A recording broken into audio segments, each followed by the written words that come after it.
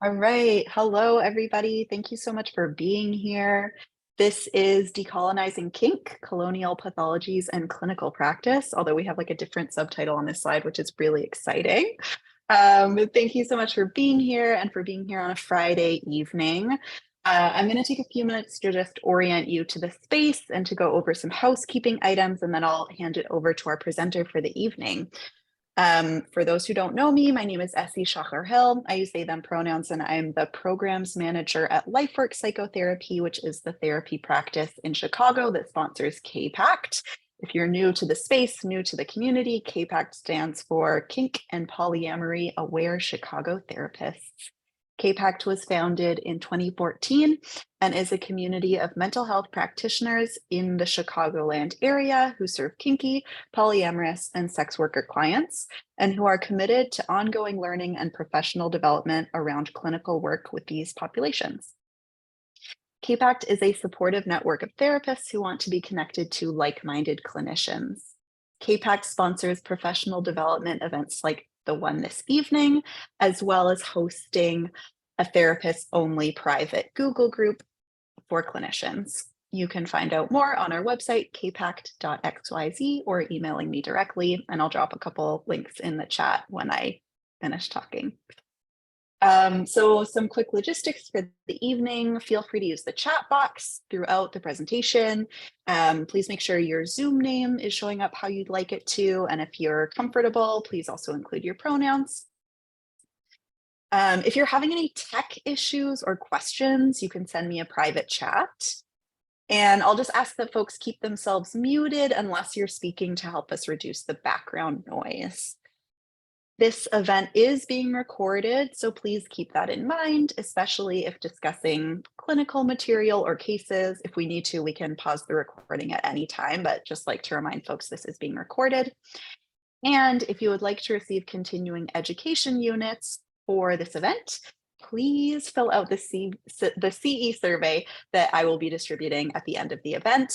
You've got 1 week to do that. I will also send the CE survey via email when I send out some follow-up information, and that email will go out on Monday.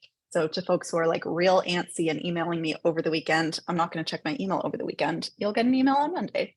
And CEs are going to be issued 1 week later once the survey closes. So that'll be around July 17th. Okay, so now that I've got that rather boring stuff out of the way, I'm really excited to introduce you to tonight's presenter, Adria Kurchina Tyson. Adria Kurchina Tyson is a queer Anishinaabe scholar of Indigenous, gender, and sexuality studies, and is a PhD candidate at Queen's University in Ontario, Canada. They are a member of the Native Youth Sexual Health Network, and their PhD research examines elements of kink in Indigenous epistemologies, governance, and kinship. Welcome, Adria. Hello, thank you for the warm welcome. I'm excited to be hanging out with y'all on a Friday night. Thank you for coming on a Friday night. I'm hoping that this will be exciting and interesting. So I've titled this Decolonizing Kink. I forgot about the previous title, but both of them are hot. So here I named it Understanding Indigenous Kinship and Kink in Psychotherapy. But I just want to note the subtitle's a lie. I don't really talk about psychotherapy explicitly in the lecture portion of this talk, but I'm hoping that my lecture will be inspiring enough that we can like get thinking about maybe clients, people, friends, loved ones that we know, our own experiences and stories, and like reframing the things that we know about kink and all kinds of relationships.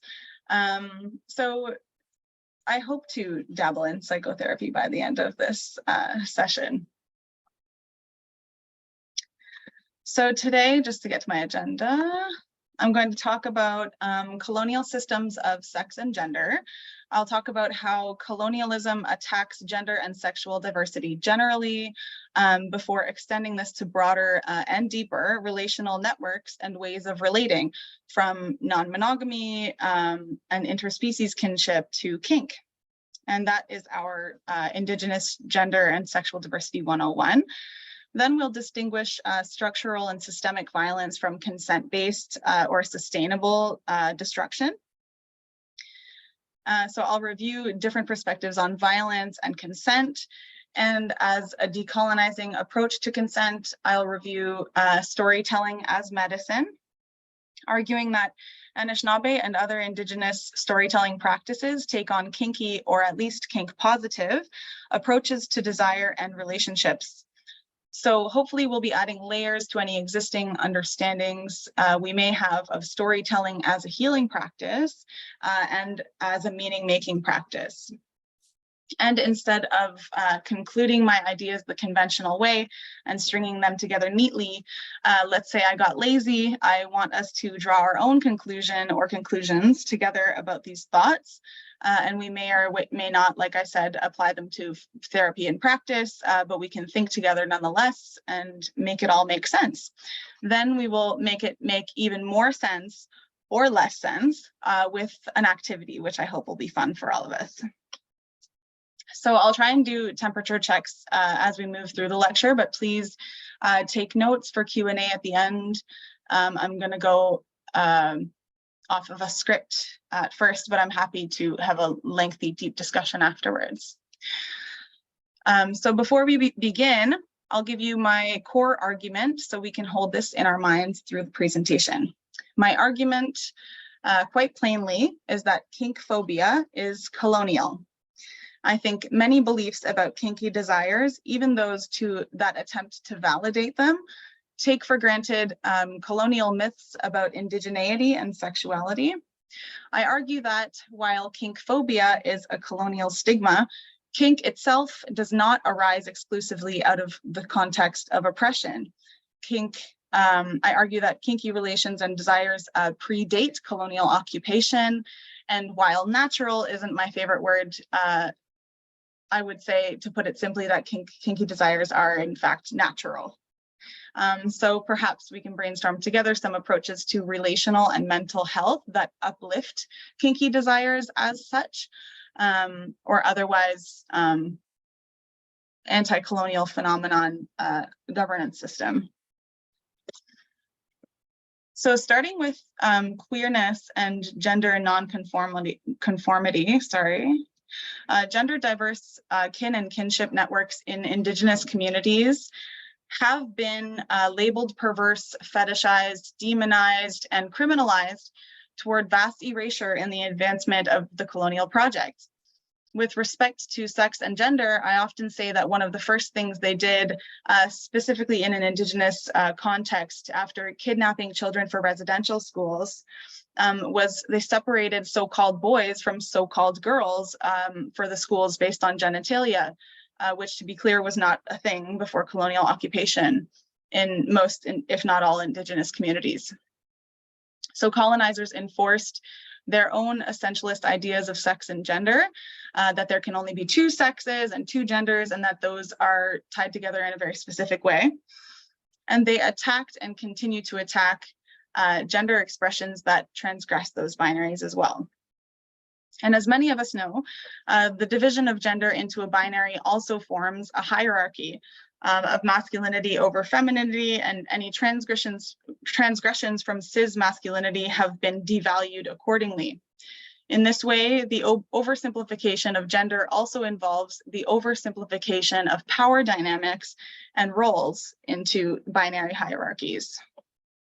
And as a side note, since we're on the subject of Indigenous gender diversity, I want to be sure I get a little bit of Two-Spirit 101 in for folks who aren't familiar or might have some common misunderstandings about what it means.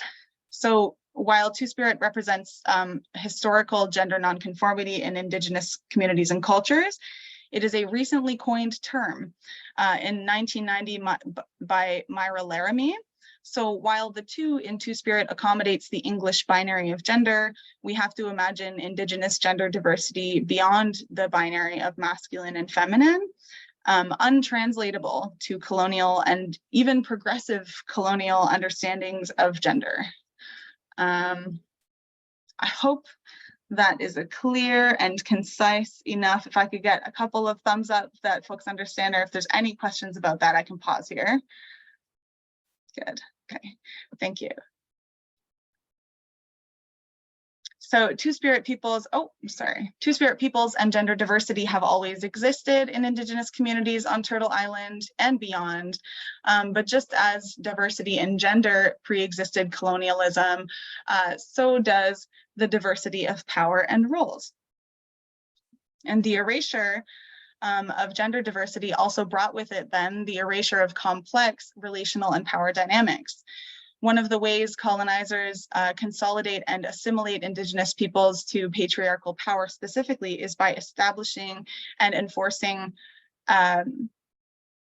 capitalist systems of property and ownership. Kim Tallbear talks about this in an Indigenous context, if you're familiar with her work.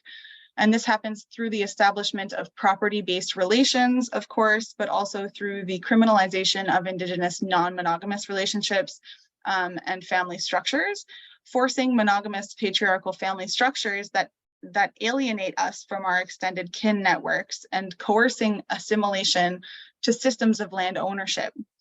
And Tallbear also notes that this was directly disempowering to women and children when this was introduced, as this is specifically how men, or quote unquote men, cis men, were given and practiced control or power. Man was invented, really, and then given conditional power, exercised conditional power. So with respect to power, one of the impulses we have when trying to resist patriarchy in Indigenous communities and go back to the old ways, quote unquote, is to insist that our communities were actually matriarchal before all this. But what this does is it maintains that binary colonial system of gender and its hierarchy. It just produces an inversion of the same structure in a lot of contexts. So what if we reject both of these things, the binary and the hierarchy? Well, there's also a common answer to that, which I believe to be misguided. The impulse that follows this issue is to imply that our communities were in fact egalitarian. But egalitarianism, while loosely defined and potentially including kink, carries generally a soft, fluffy undertone that hides yet another colonial influence, kink phobia, or compulsory vanilla-ism. So I usually go with anarchy, but this brings with it, as well as it's yet another English word, so much colonial baggage and myths, right, about power and violence. Nonetheless, we have, on the one hand, settler fantasies of Indigenous peoples as being savagely violent prior to colonial occupation in super gendered ways, I might add. And on the other hand, we have settler fantasies of egalitarian societies which subscribe to the noble savage stereotype, as well as the one with nature stereotype, and negate all kinds of political complexities and power exchanges in Indigenous relations and governance. Unpacking and challenging these fantasies and acknowledging the complexity of power in Indigenous relations comes down to how we define violence, because both these myths of Indigenous peoples as either recklessly violent or unrealistically fluffy with so-called nature dangerously negate the structural nature of colonial violence, and also dangerously overprescribe vanilla relations. I use colonial conservationism or conservatism or ecoethics as an example of this. And I use likewise Indigenous interspecies relations to demonstrate the complexities. Vanilla culture or kink phobia is maintained very well through colonial conservation politics, including liberal conservation politics. In most of my work, I use interspecies relations within Indigenous knowledge to demonstrate how vanilla approaches to the environment within colonial frameworks fail to consider Indigenous ways of sustaining life, which are a little less vanilla. For example, they include hunting and the controlled burning of forests, which we could get more into. We'll get more into hunting. I've highlighted here on this slide, though, some fundamental differences between colonial definitions of violence and their approaches to nature versus anti-colonial or indigenous definitions of violence and harm reductive approaches to interspecies relations. The colonial approach is rooted in its flawed definitions of violence, which tend to be prescriptive and ignore consent as well. Colonial definitions of violence are superficial, obviously, imagining spectacular acts of aggression, such as hitting, punching, using weapons. These imaginings tend to ignore how violence can appear gentle or intimate within that framework. And as we know, this can in turn stigmatize consensual exchanges of power as well. But even when consent becomes a factor in colonial and mainstream culture, it is still applied in a manner that is prescriptive and founded on ideas of property and possession. For example, mainstream conversations around consent are founded on the premise that one owns one's body, and boundaries are made accordingly. Likewise, consent itself is scripted as something that one can get or have, provided specific protocols, the needs for which can obviously change according to context. And as many of us know, that settler legal definitions for sexual violence have historically been premised on ownership.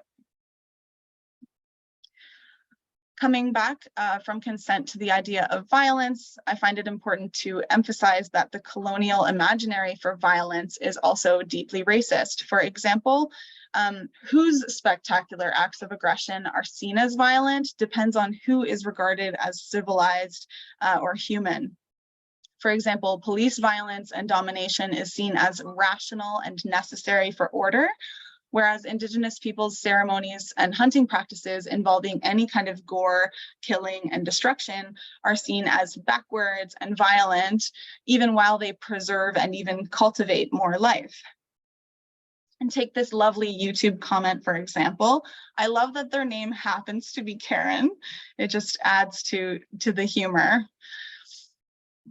But the power dynamics often involved in hunting and burning forests are not lost on us, culturally speaking.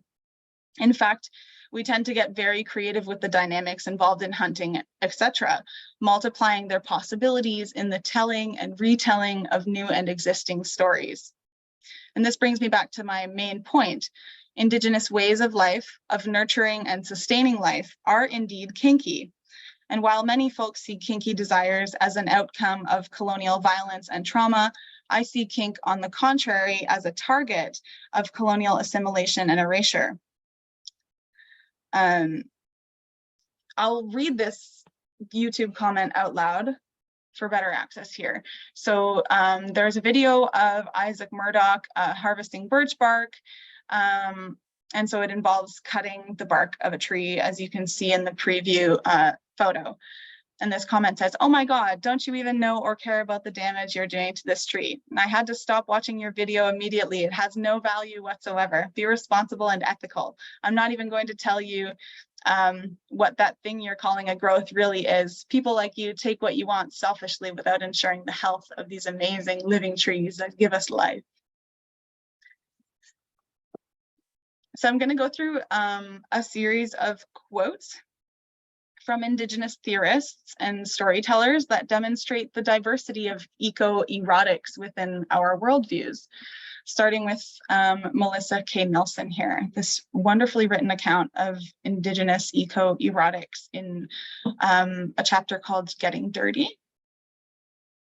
Walking barefoot on earth, drinking a cold glass of water, eating a fresh summer peach, breathing in warm air, these basic, often unconscious daily acts are not in fact mundane, but are sublime and sensuous eco-erotic connections to the more than human world. Nelson also notes how in many Anishinaabe stories and in much of the language in Anishinaabemowin in general, words for hunting are often synonymous with flirtation and sex. These connections are built right into the language. So it's not only these palatable, more palatable eco-erotic connections invoking gentleness and sensuality, there's also a hardcore sensuality implied here with respect to hunting and its connection to sex. And the flexibility of these dynamics is all evident in our practices of storytelling. Storytelling is a crucial component of our so-called governance. But Anishinaabe stories are not to be confused with prescriptive or indoctrinating methods of storytelling, such as parables or legends, which teach universal truths or rigid moral codes. Instead, our storytelling practices provoke critical thought and reflexivity so that we can navigate infinitely diverse relationships in infinitely diverse ways. Establishing moral structure is not a sole or even necessary purpose of Anishinaabe storytelling. Anishinaabe stories make reciprocity a matter of mutual validation, rather than reciprocity being equally or a balanced endeavor. It allows for the often much desired imbalance that satisfies varying desires. Indeed, while the human over nature hierarchy imposed by the colonizers does not prevail within Indigenous worldviews, we can see that hunting, once again, is an often unavoidable and a sustainable practice of exercising power, dare I say natural. All too often, kinky desires are understood as a direct outcome of trauma and oppression, but hunting is a perfect example for how not all power play and power-laden desires arise out of oppression and exploitation. On the contrary, these diverse power dynamics are actually necessary for sustaining and nurturing life. Biodiversity, if you will.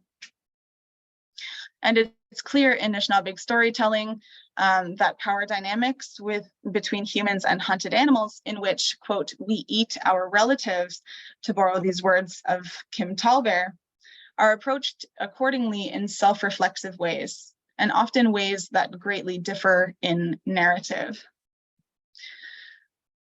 As I mentioned, Anishinaabe and other Indigenous storytellers get creative and play with the power dynamics involved in these messy, complex relations. For example, Leanne Bedesamosake Simpson details a hunting story wherein a deer takes pity on the hunter and their family and gives them their life. And this narrative seems to directly contradict common understandings of that relationship where the human or man is in a position of power over an animal. And yet, very different dynamics are found in, for example, this excerpt of Split Tooth by Tanya Tagaq. These humans will destroy the earth. Better to put them out of their misery. Right now, we are earth eaters, but I want to be a blood lover, an oil spewer, someone with a great wingspan, a spirit sipper, a flesh licker. I want it all. I kill a mountain of foxes in my dreams, mercy killings, but I do enjoy it. An altogether different vibe there. And each narrative, whether the human finds themselves bowing in gratitude at the generosity of a deer, or being the one who shows mercy through violence or destruction, these dynamics change through infinite contexts and exchanges of desire, and none of these dynamics are founded on exploitation or coercion, nor are they homogeneous. And here's more Tagaq. Pain is not forever, but it is the doorway into the next realm. So we practice pain. This kind of relational chaos is also evident in Nanabojo, or the commonly known trickster stories of many Indigenous communities. Known as shapeshifters, Nanabojo figures behave and desire differently in every story. They're sometimes gentle, sometimes mischievous, and sometimes sadistic in their relations with other beings. Through a colonial lens, which seeks to regulate morality through coercion and policing, Nanabojo's cheeky, hedonistic behaviors are often taken up as cautionary tales for how not to relate. However, this negates the purpose of Nanabojo stories. By framing suffering and violence as consequential to a lack of control, this naturalizes not only systemic violence itself, but also the perceived need for control in the first place.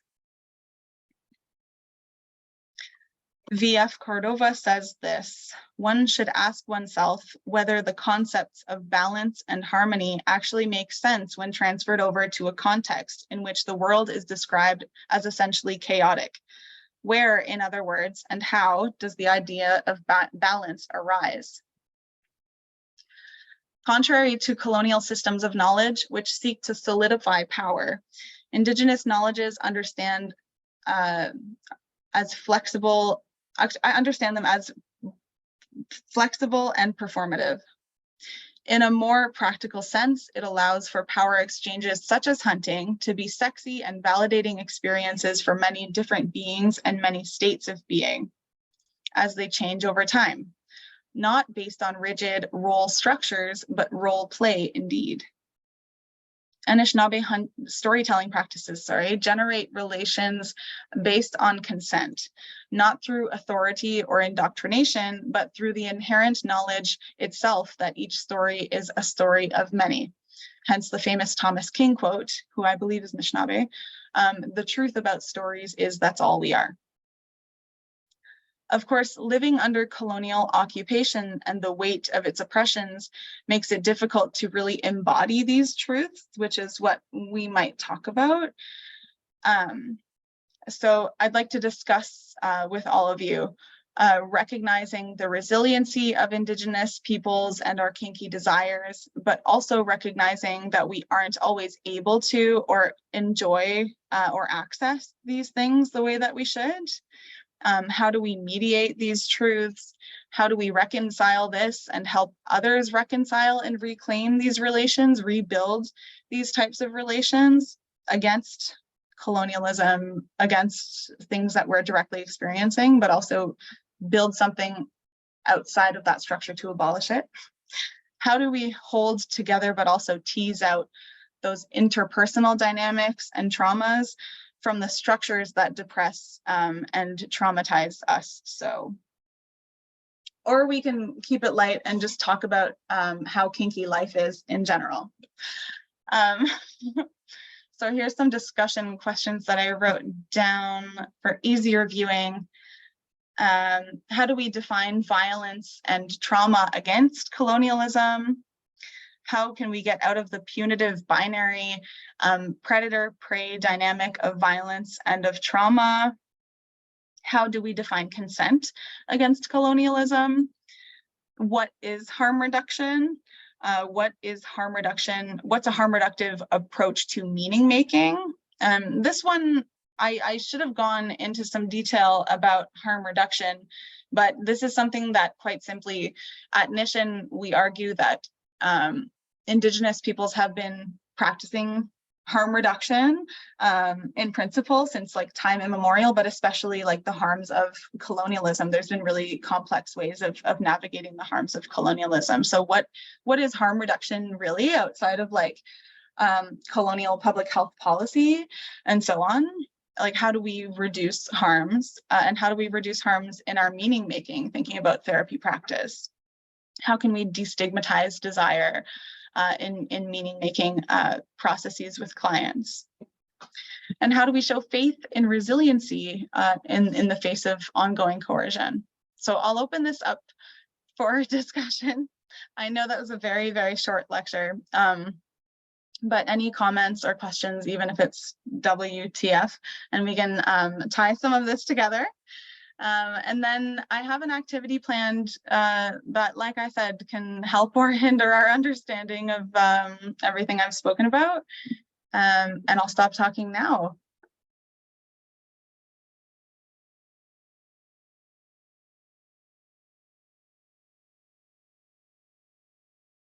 By the way, feel free to make any comments or questions in the chat.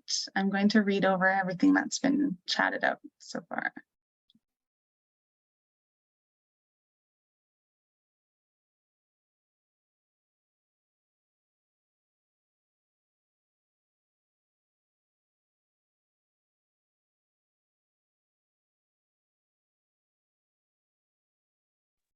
Thank you. I'm seeing this definition of man, and it reminds me of Sylvia Wynter's work. That's where my definition of the human under white supremacy comes from, is Sylvia Wynter's work. So I'm going to write down Wynter's name and maybe a title in case anyone's interested in that.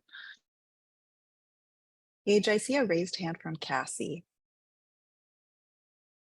Hey, Yeah, so just thinking about what you went over, and I think it so it meshes really well with particularly like coming of age and different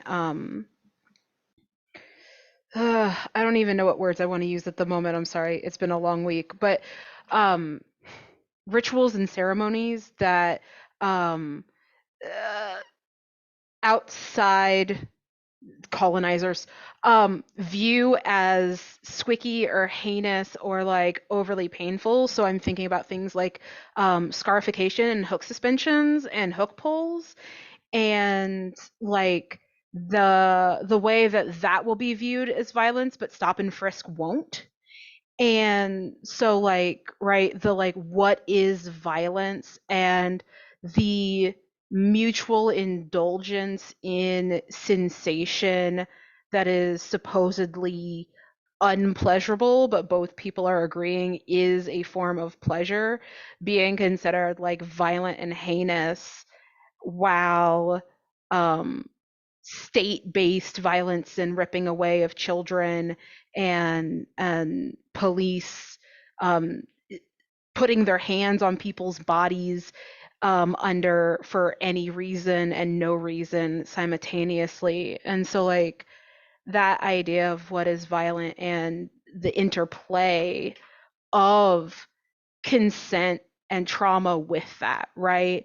And even colonial definitions of trauma, which initially left out, like, they segmented the body again. Even the segmenting of our beings as, oh yeah, mental health, physical health, spiritual health. It's like, but we're beings. We're also collective. Like, what?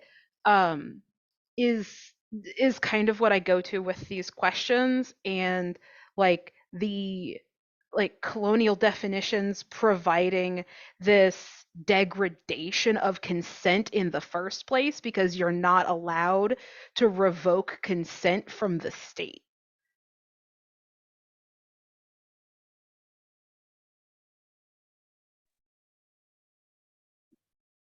I'm going to stop there for now. I don't know. My mind's going a mile, like 1,000 miles a minute. So I'm going to stop there for now.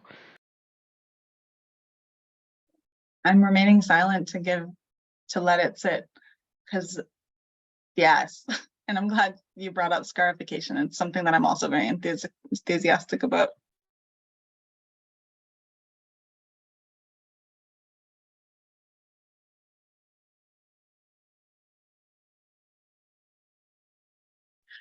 I see a question about my hesitation. So someone asked, can you say a little more about your hesitation around the word natural? Yeah, that's a great question. And it's a question that I have the energy for right now. I think it's like, because it's big, right? Like, so like someone else pointed it out to me. I used to say natural all the time, but there's things, frameworks for time and being that natural takes for granted. So for one, the man versus nature binary is founded in white supremacy. Like it's this false separation of humanity it affects us so profoundly. So I try to avoid nature and natural to that end, because it tends to negate how, or our I don't want to say oneness with nature to replicate a stereotype, but really like we are all interconnected beings in life, right? And natural tends to assume the natural world as something apart from humanity, firstly. But more importantly,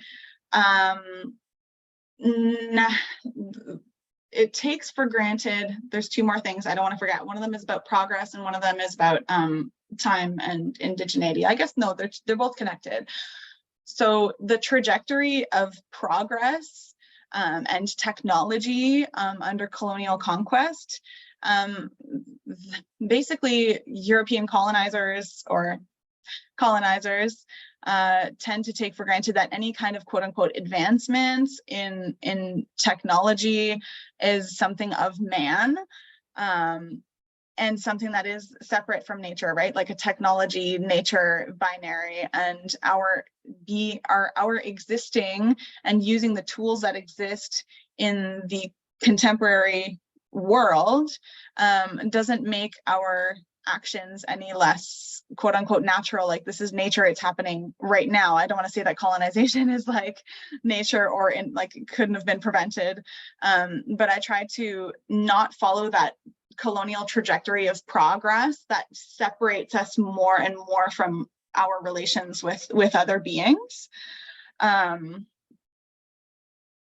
Yeah, so I try to step out of I try to ask myself what is natural really, because and the first topic that comes to mind for me really is breastfeeding, because people talk about quote like breastfeeding being natural. So if we think about it in that context, it can do a lot of harm to folks who like aren't able to breastfeed for reasons XYZ, instead of thinking about if this parent who is lactating was alone with their baby in the world, that would be the only thing that would make sense, right? So that would be natural, but we've always actually been connected beings and we've been able to access other resources, maybe somebody else who's lactating or things like that. So it is in fact natural to not breastfeed and look for other means of feeding a child, right? So thinking about like technologies and the tools that we have and yeah, that, a little bit of a tangent, but I hope that answers it a little bit.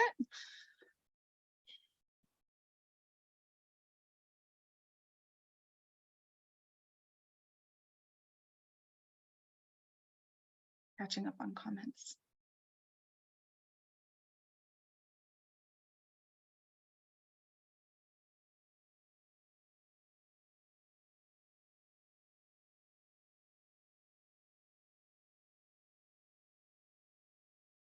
Yes, Kurt, for our own good, that saviorism is very, very present there. The entitlement over bodies and land and the entitlement to try and regulate people, and claim that this is also a thing of understanding colonialism as like in the past and something that happened, like it's done, get over it kind of thing. Like but these relations are always ongoing. There's always some type of coercion happening. People are still working for the man so they can survive because other resources have been taken away, or they face violence when they try to access other resources, right? So it all comes back to settler colonialism, really.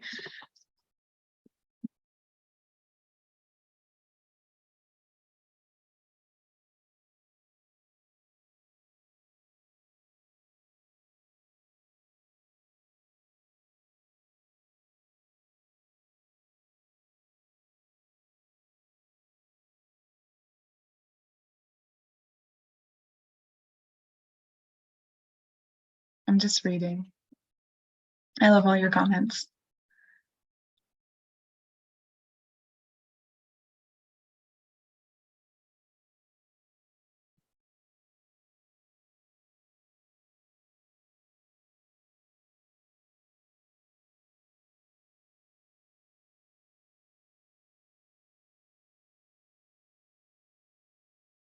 Mm-hmm. The dom sub binary, I wanted to talk about that too. Like, yeah, it's hot and all, but it's not the only way of like exchanging power, and it is very much rooted in histories of enslavement and domination, like anti-indigenous domination as well, like conquest in all the ways, and resistances to it have been pathologized, as many of us know. There have been DSM diagnoses for political resistance by Black and Indigenous people in a number of ways, right?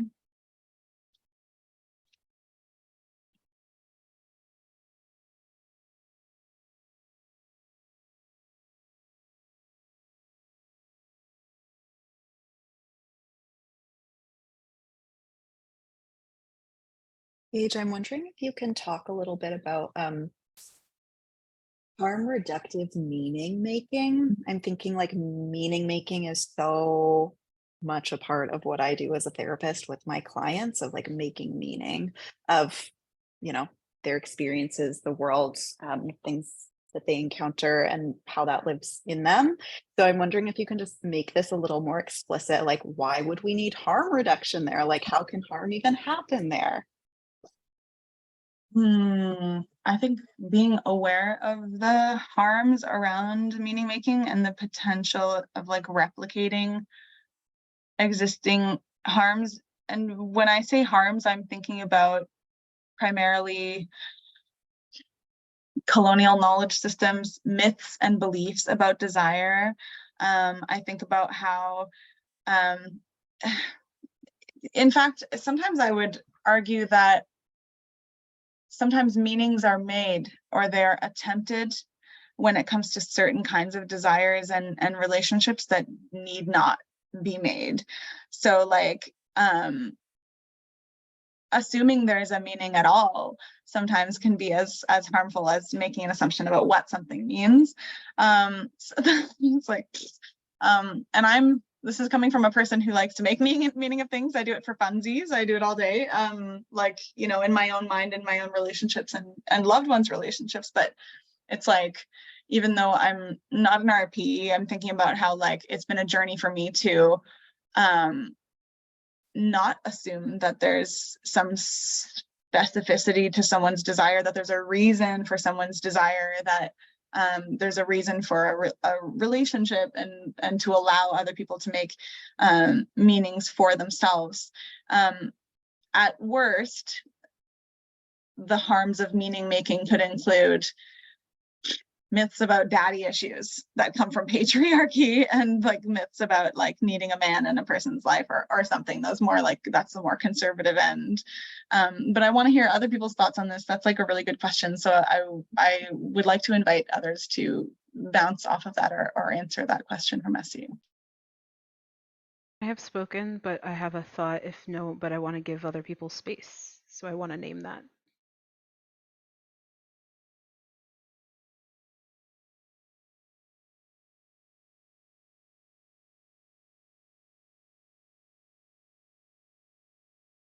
Okay. So what comes up for me is, so I'm ace, but I'm also like super kinky.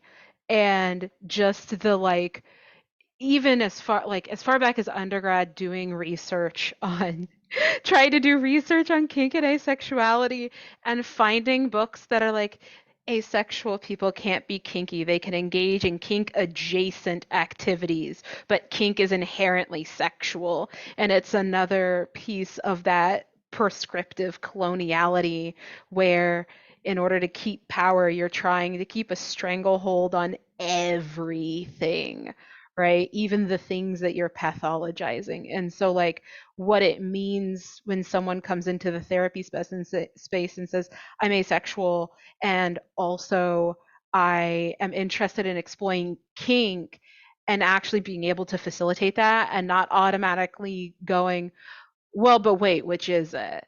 Right? Which is a unfortunate reaction that people have experienced. And so, like, also that ability to help people like past though that like prescribed meaning making where they assume they can't do things because of an identity that they have ascribed to, because in some ways it does serve them to have a label in like colonial ways, but also to our detriment a lot of these labels go. And so that like that harm reduction of being able to balance labels that we need to use or even possibly adopt in some ways, while also acknowledging that a lot of the labeling that we utilize is actually serving colonial systems.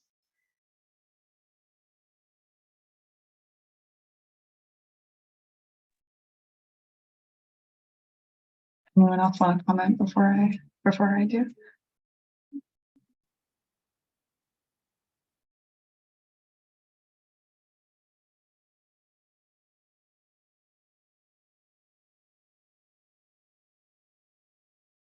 I I really appreciate this conversation because, like, I think at the end of the day, the theme that I'm hearing is we are, like we're talking about the non-binary, we are, and then there are forces that are telling us we shouldn't be, right? And I think like kink in like a really interesting way is just one example of where people are taking back their full humanity, right? Like if we are experiencing things, if we are feeling things, if we are having desires towards things, then it is. And then we have these forces, right?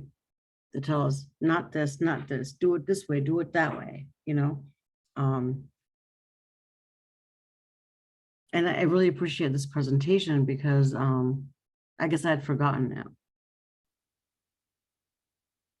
And like, what is decolonization but like a attempt at paying attention to the constriction and the loss of freedom of being.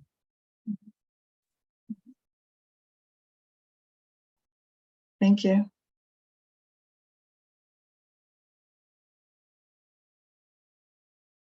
Anyone else want to jump off?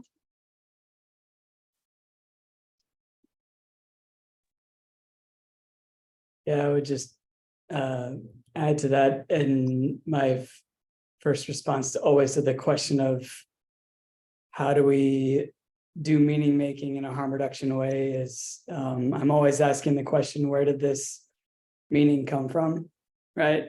Where did you first start thinking that? Where did you first hear this message? And then often I'll, with my clients, try to back it up and back out and see the larger context, you know, where, okay, you heard it from your mom. Okay, where did your mom first hear that message? Okay, where did her grandma, where'd your grandma, you know, where, like, and really backing up into the larger systems and colonial context. And so certainly agreeing with you, Cassie, around the labels and all the expectations that are at play, and wait, well, who are they serving, right? So I'll sometimes even get to the point with my clients where we're now identifying maybe recurring like thinking patterns or like, you know, CBT core beliefs or whatever, like thoughts that are like self-disparaging that come in regularly. And we'll say, okay, well, who wants you to think like that? Right? And they'll say like Elon Musk. I'll be like, okay, so every time you think that, we got to picture Elon Musk. He's got to be on your shoulder telling you think like that, you know, think like this. And that can be I think a humorous and also in some ways very real way to respond to some of that. That's clever, by the way.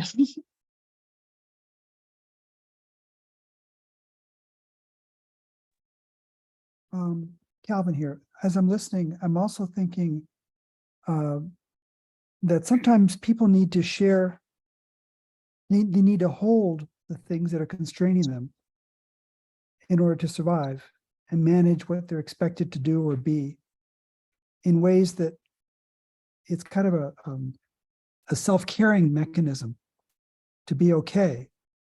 And so the balance in helping people understand where their meanings come from, that brings them back to a place of understanding of the origins, but doesn't necessarily free them from the need to hold on to those origins to feel safe until they learn something else that gives them a sense of freedom to consider another way of showing up. And I think it's always a balancing act to know, to listen well and give people room to be who they are in a way that really is kind and offers the best path forward together. So as a therapist, that's part of my job. I think that I'm trying to be kind and understand what's there and why it's there, even the stuff that seems so hurtful.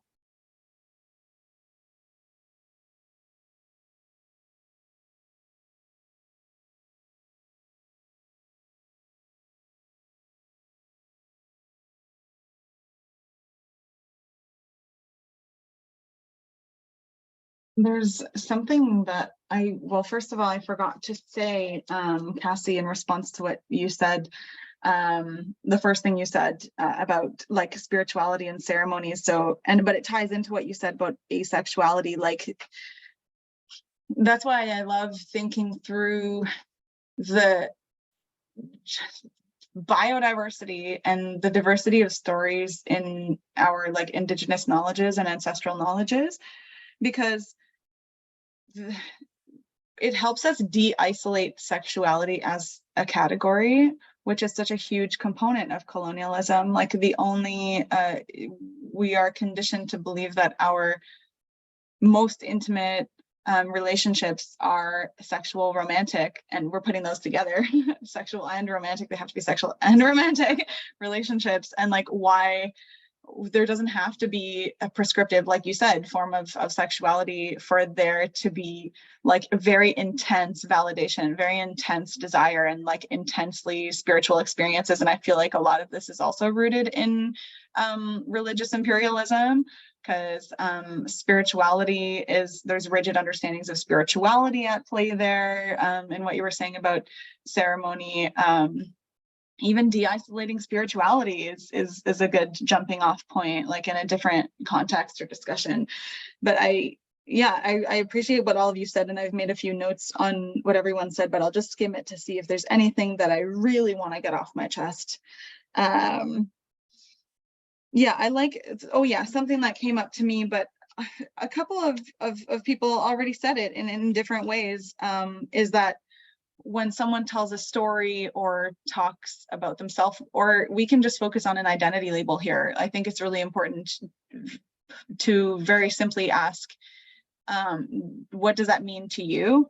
Like when someone comes forward with an identity, because there's obviously, you can do your Googles and find all kinds of different definitions for things, but the most important thing, and this goes back to like an indigenous principle of self-determination, like what does that mean to you? Like what makes it important to you, or what about that is really important to you? And like the more you know about a person, a friend, a relative, a client, and what's important to them, then the better, the more helpful we can be, right?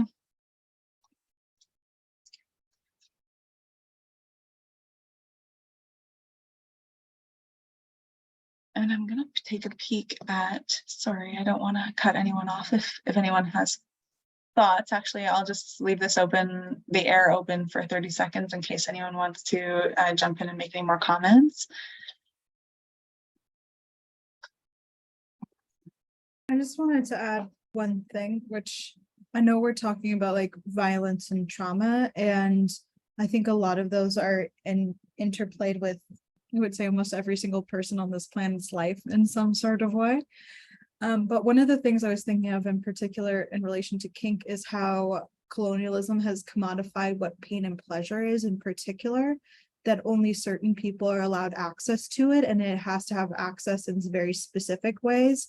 Otherwise, it doesn't count. I have that a lot with, I would say, anyone that comes into my sex therapy practice, of like not allowing themselves in some way to experience pleasure, which is just a part of being like a living thing. I would say a lot of different living beings experience pleasure and pain, and yet we tell ourselves that that doesn't exist. And if it does, it has to look very specific.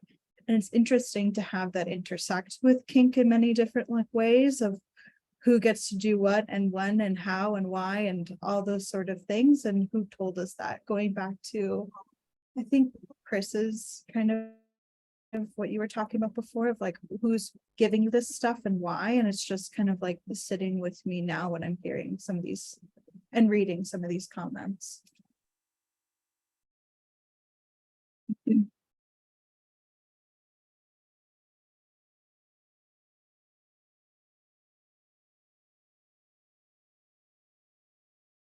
That actually, sorry, I'm listening.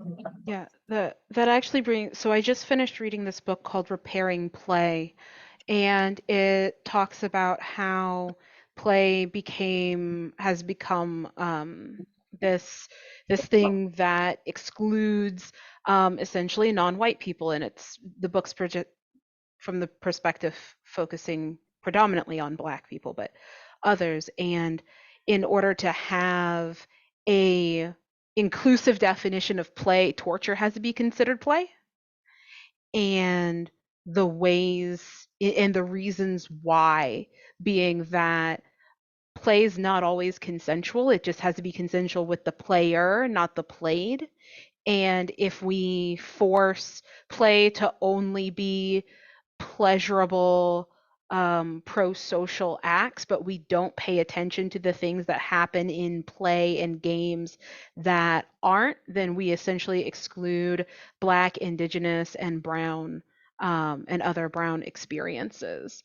And so that came up for me as you were talking about all of this, because it again comes back to these very rigid binaries that then exclude experiences of the people that are being harmed and controlled, played in essence.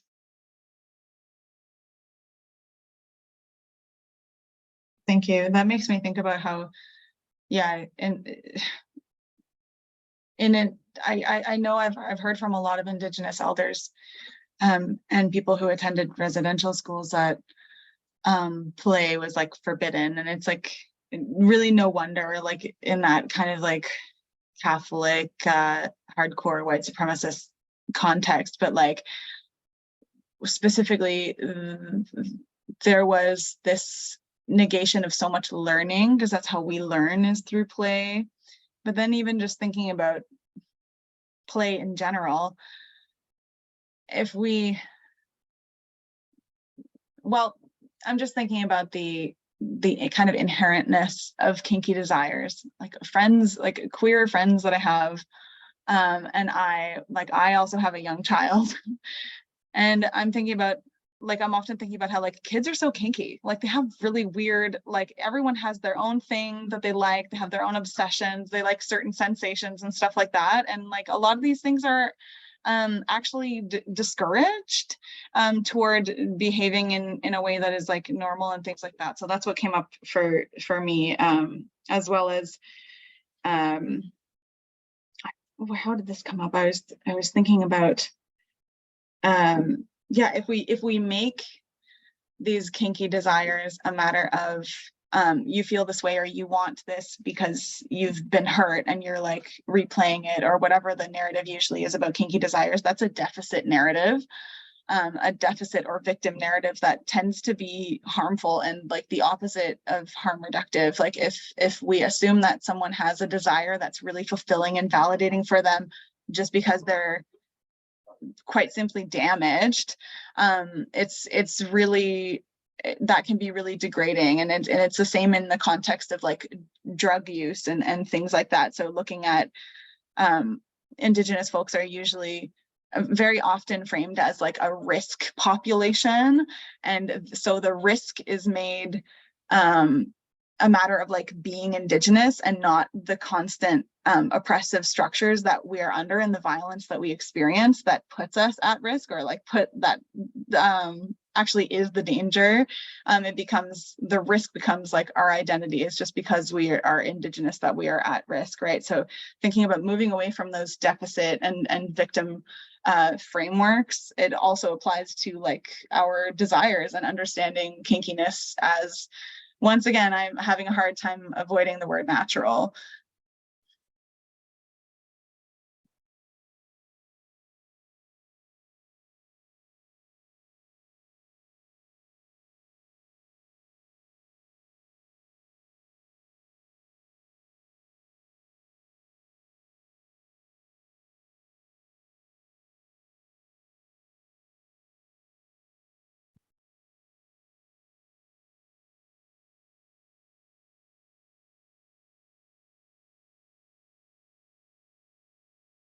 So we've actually talked at length about a number of these simpler but not so simple discussion questions that I've put up. We've talked about what is like trauma in oppressive colonial contexts and how there's nuances to trauma. We've talked about violence and how different things are understood as violent depending on what is in support of the settler state and policing and so on.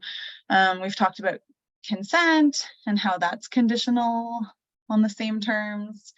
So I appreciate all of these thoughts that everyone's been sharing, and I'll just I'll just leave the air open for 15 seconds. See if anyone wants to make any more comments or add anything.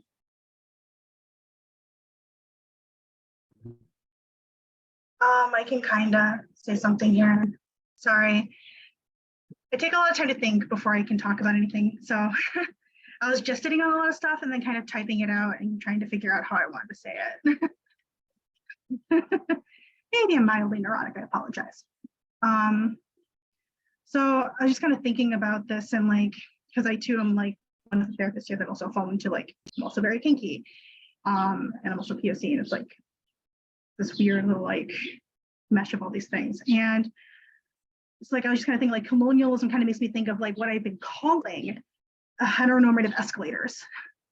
But at the base of those escalators are these colonial based values and expectations from society.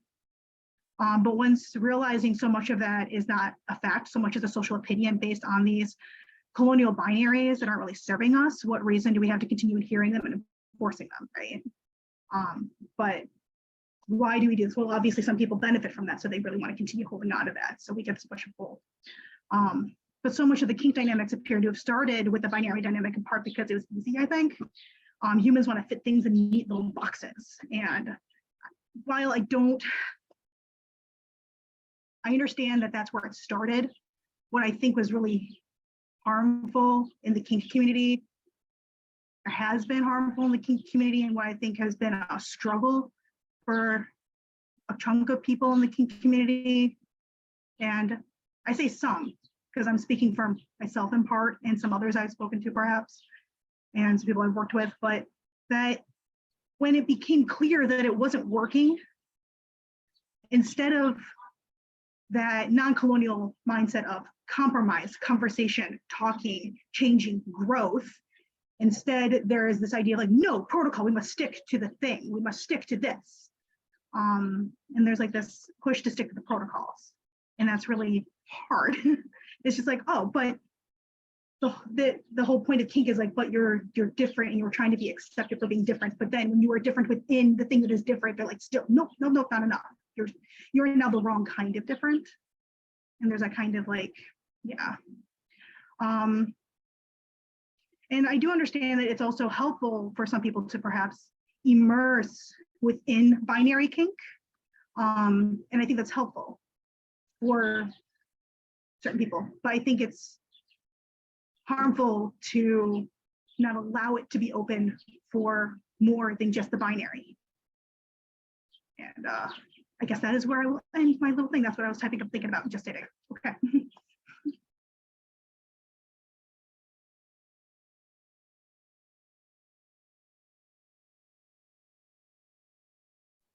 Every cell is a semi-porous membrane, and it's kind of like we're built from the ground up to have selective porosity. And I think that matches what we get to do with each other. Now, how quickly we do it, how easily we do it, and how we can allow for it to take on different forms and at different times. I really enjoyed this discussion. I really appreciate everything you've shared and what everybody's sharing here. Thank you.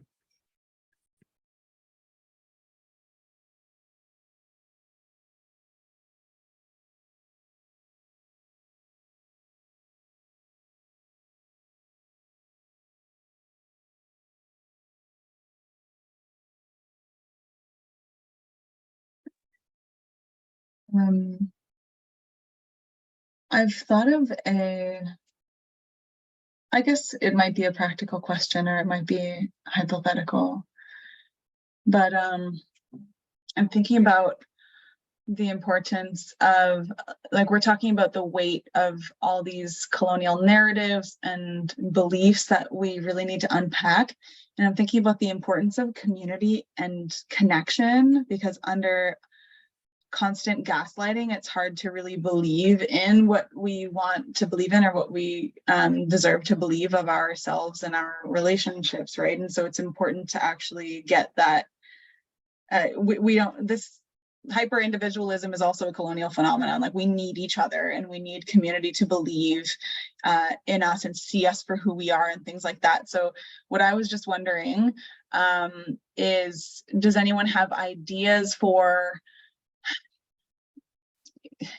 even though we live in a world that is so hyper individualistic and it's hard to get and maintain community, are there ways that we can encourage people that we are working with to grow community? Are there ways that we can encourage people to grow community? Or is there advice that we have, or are there ways that we can be community with the people that we are in a helping relationship with, for lack of a better word? So yeah, I'm thinking about growing community. Like, how can we encourage people to get that external validation that is needed for being who we are and being accepted as who we are? Adria, I want to say, I know I've been intense tonight, blah, blah, blah, but like the topic that you're bringing up is so important. Something that I've been really grappling with as a multicultural psychologist who's an Arab from Syria, an asylee, moving through the field and the world, is the colonization of community. Like from the APA, at least I'm a psychologist, so the APA ethics perspective, like I continue to have issues with the individualistic culture of separation. Like I remember in like my home country, like healers were part of the community. We didn't have to hide, you know, like we went to weddings, you know, we went to like baby birthings, like we did those things. And, you know, I'm in a process in my own practice as I'm starting my own practice of like trying to figure out how do I integrate like the gifts and the magic of community and still be able to live in a society and a field that instills individualism, separation. Like how do I integrate with my communities without being unethical, without causing harm? It's been a question on my mind for a really long time. I'm going to be grappling with this for a long time as I have like two divergent, you know, points of views that I'm needing to bring together. But like being here tonight is really important to me. I know I've been like on when I'm like sending this message, sending that message, you know, like, yeah, like I know that, you know, trauma happens behind closed doors and we heal, as many of you have heard, in community. Anyways, I know that I'm not like, you know, ADHD, between ADHD and like the emotionality of this presentation, I know that I'm not as eloquent as I could be, but I just want to say thank you for like, you know, triggering these really important topics. So.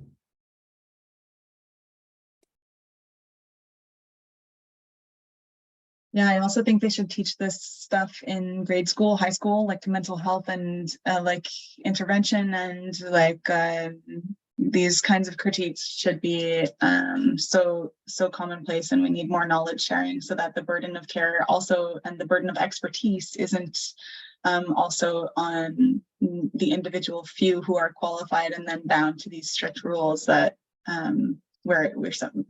you all are sometimes at odds with, right? Like Absolutely. And it's yeah. like, it's kind of like, it's like the danger of the cult of the expert, you know?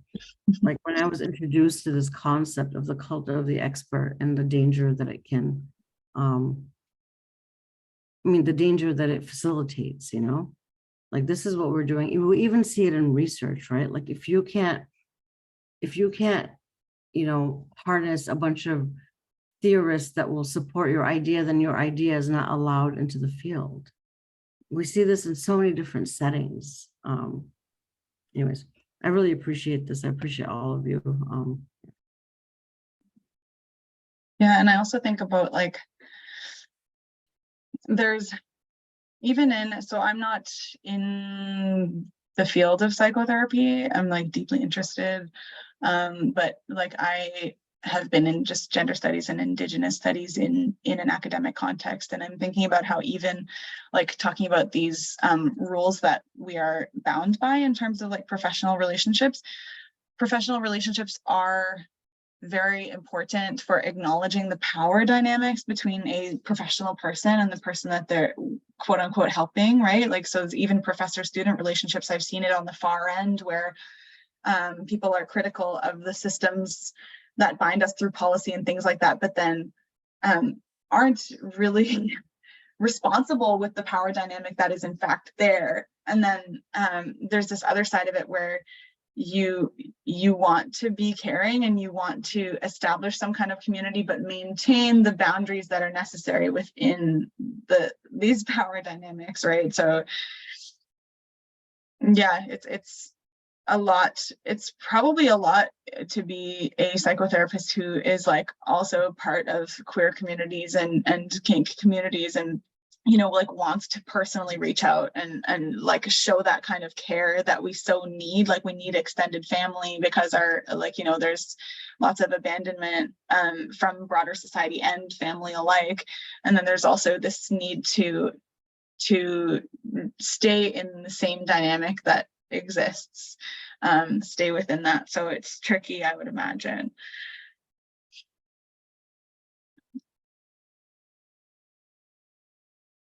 I think that anytime I'm faced with a situation where I don't know what the possibilities are, really resonating with the challenges as a queer and trans therapist, wanting to be in community with my clients. Also, I'm a poet, performance poet, and I always have to share with my clients, yeah, you might see me perform.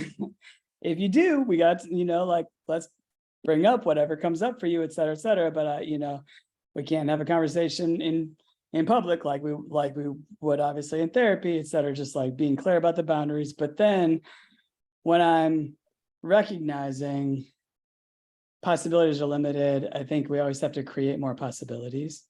So I've actually moved. I'm actually out here in Baltimore now, which is much smaller than Chicago. And so I'm faced with the reality that any client I'm talking to, I'm like, I will see you in public. We will run into each other. Like the reality is there's only like a dozen of us trans therapists out here. And so I've connected with a bunch of other folks in the community, a bunch of other queers in the community, to really explore, okay, how can we create more healing space? And I'm working on buying a farm outside the city with a group of folks that's intended to be a Black and Indigenous trans-led healing space, land-based healing space. And so I'm talking to all my therapy clients about, eventually once we get this place, I'll be able to provide garden therapy. You can come out and do a therapy session with me, and then we're going to set it up so it's not that you drive 45 minutes just for one therapy session, but that there's other peer support programming that can happen, other, volunteering in the garden, or like just nature, walks in. We also don't use the word nature, like I call it nature walks because that's what everybody calls it, but I'm like, no, walks in the forest, like what can you learn from all the other living beings all around? And so in those situations, I'm just recognizing I have to be clear about what's, my therapeutic relationship with this one person, and how can I help them get connected to larger community and everybody else. That doesn't have to be me, right? Like there can be a dozen of or half a dozen of us therapists and it's all of our clients all connecting, but there are still ways that we can maintain our therapeutic relationship and have a diversity of other ways that people can be connected. So I wanted to just share that. And then I also wanted to kind of come back to this question of connectedness in general, and share that I do actually have a resource that I'll put in the chat. It's a link to a community. It's a toolkit that some scholars and I put together on building building and maintaining community resilience, especially among communities targeted by state-sanctioned violence. And so we just highlight different resources, psychological resources that are helpful. One of them is connectedness. And we talk in the toolkit very briefly just about, it's connectedness with your local community, with individuals, and actually building relationship. And just in terms of an identity, it's connected with other people who have the same or similar lived experience, right? There are so many, like, especially in rural places, so many young trans folks identifying as trans who don't know that there are trans elders out there because we're not on the internet as much. So what are the ways that we can make sure that they can get access to reading the memoirs, watching whatever video, whatever their, any other kind of media that folks can have access to, and also just connecting people in other creative ways. Just knowing that there are others like me out there and getting to hear their stories can be a big way to help build connectedness.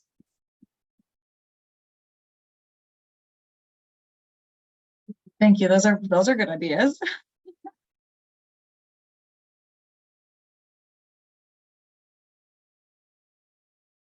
Yeah.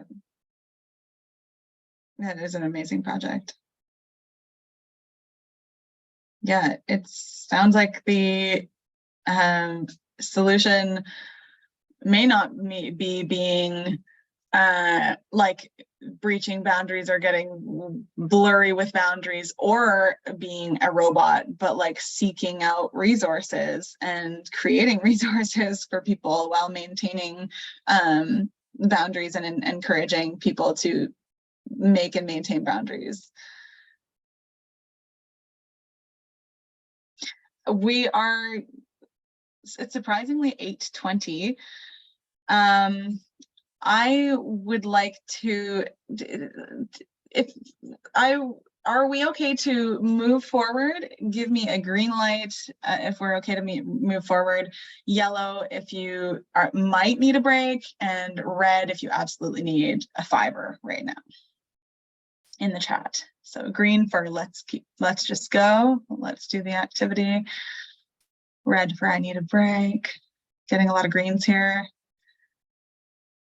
Okay, great. So this activity is usually fun. I would like us, actually, first in the chat, Chris has added the community resilience toolkit that they mentioned in the chat. So I'll alert folks to that so they can copy paste, open a link.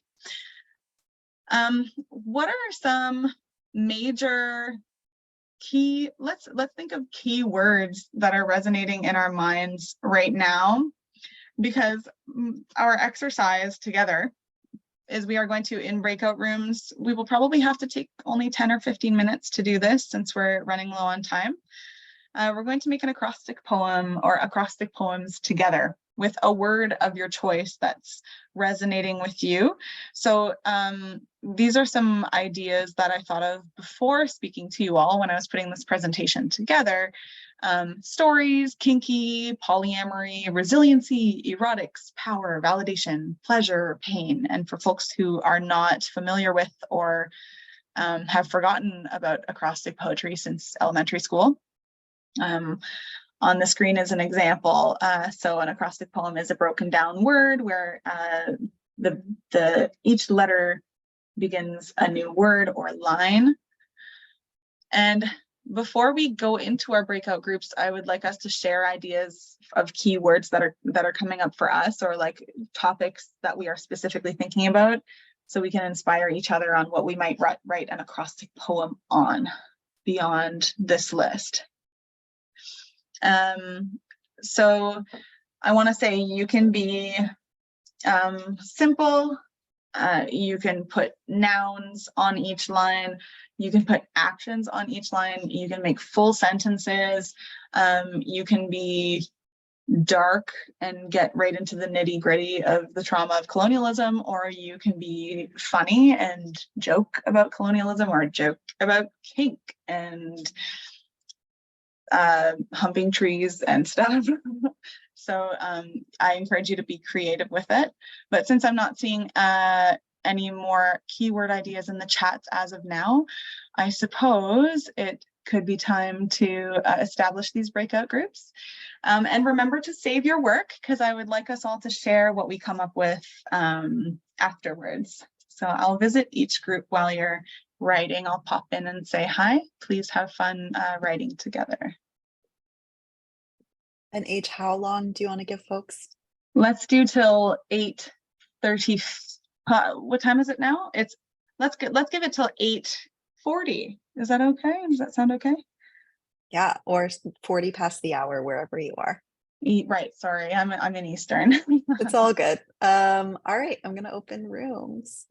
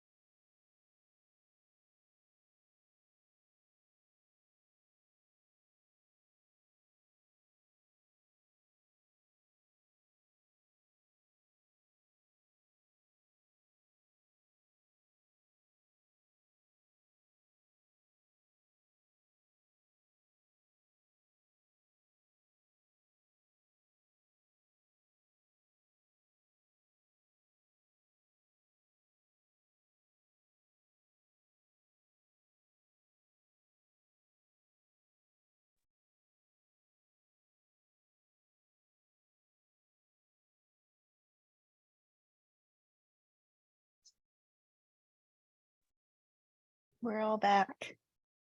Hello. Well, everyone breathe in for 4 seconds and hold it for however long you want and exhale for however long you want. I saw a lot of engagement and really, really great and deep and exciting conversations happening. So I really, really appreciate that. I'd love to see it. And now, popcorn style, I'd like to invite you. Maybe you chose a spokesperson, or maybe someone will spontaneously step up to share what you came up with. And if you remember your colleagues' names or your co-authors' names, you can add that as well. Feel free to say your poem out loud on the mic and or throw it in the chat.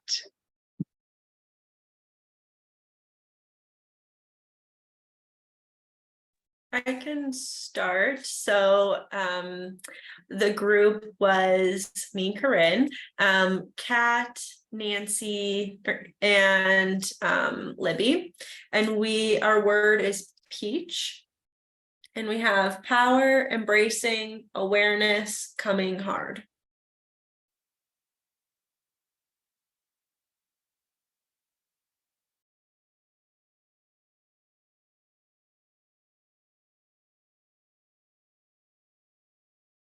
That's great. Thank you so much.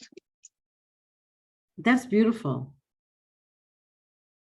We had an awesome group. I'll have somebody else talk because I have a tendency of talking too much. So balance. Sure thing. I could talk. I wrote it down.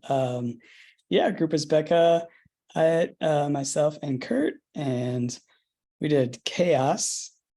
We got connection, heartfelt home, affinity, and anarchy. Our relation and spontaneity.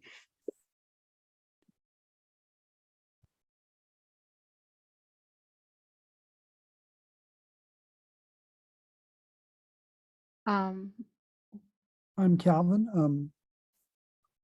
Let's see, we had Becca, Corey, and who's the other person?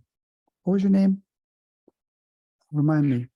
I'm blanking now because we came back. Pedro. Oh, that's right, Pedro, yeah. And so I put in the chat, I'm gonna just send it. We did Kink Squared. Community kinship, interconnected imagination, network novelty, kinetic kind spirit. No, really, that's so beautiful.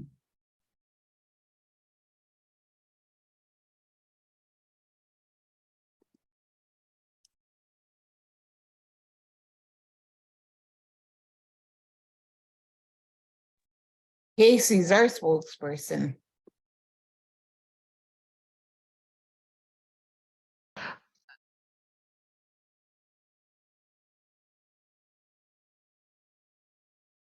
I can speak for my group. It was with Karen and Natalie. I believe Natalie is no longer in. Oh no, there you are. I'm so sorry.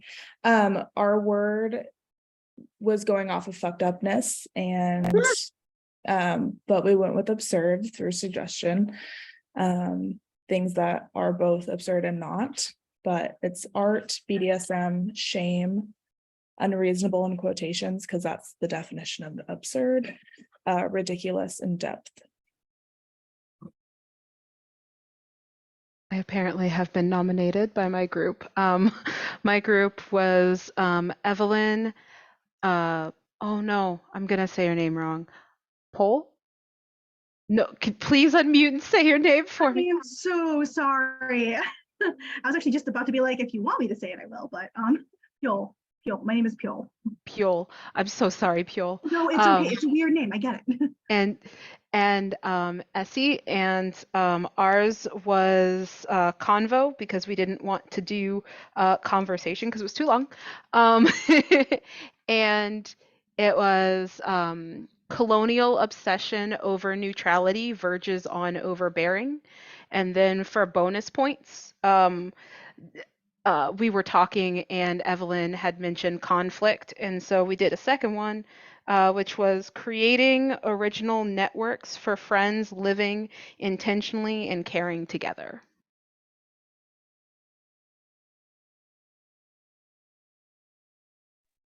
Come on, generative conflict.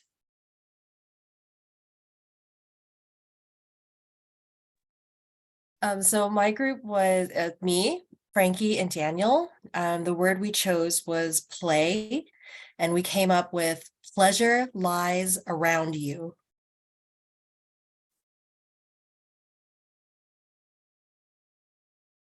And I loved that one I mentioned to them because I noticed a double entendre in the word lies. So we're thinking about coloniality, pleasure lies around you. I loved that. So thank you for that one.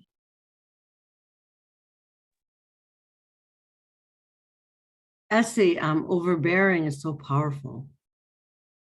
You know, if that's not like the essence of colonialism, I don't know what is.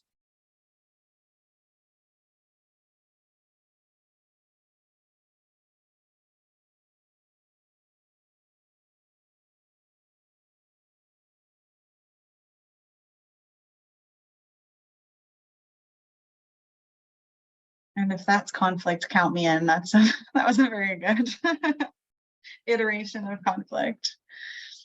I'll be chewing on that poem for a while. And I think that's all of the poems, right? Yeah. Creating original networks for friends living intentionally and caring together.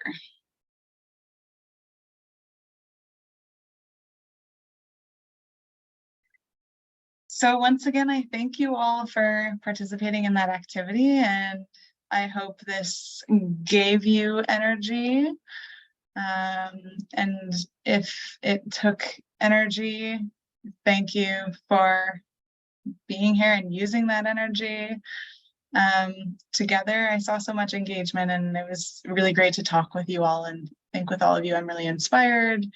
And yeah, thanks so much for having me on this Friday evening, and I hope you have a great evening.